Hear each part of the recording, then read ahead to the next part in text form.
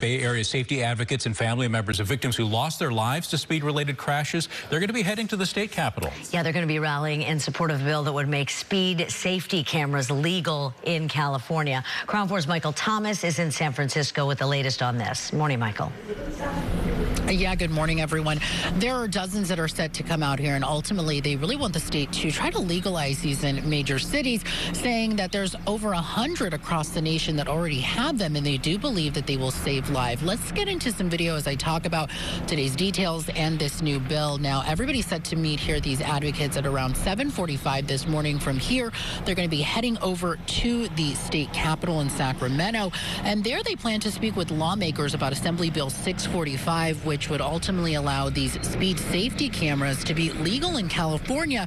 Currently, they're illegal. Now, the cameras would use speed measurement devices to detect speeding and capture evidence of a vehicle violating the speed limit by a photo of a license plate.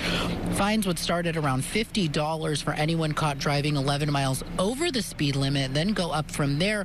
And there are some fee reductions offered for those who financially qualify. And the revenue from these fines, well, they would go towards street safety, things like speed bumps and other things. The group wants these cameras placed in places where high crash rates happen and in school zones, specifically here in San Francisco, the Oakland area, San Jose, Los Angeles, Glendale, and Long Beach.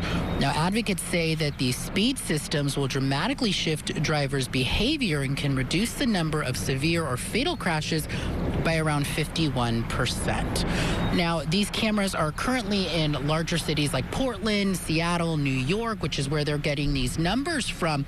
And again, everyone's set to arrive here within the next few hours. We're going to talk to some of those victims and some of those who have loved ones who passed away due to speed crashes. So we'll hear from them in the coming hours. But that's the very latest here in San Francisco. I'm Michael Thomas. I'll send it back to you in the studio.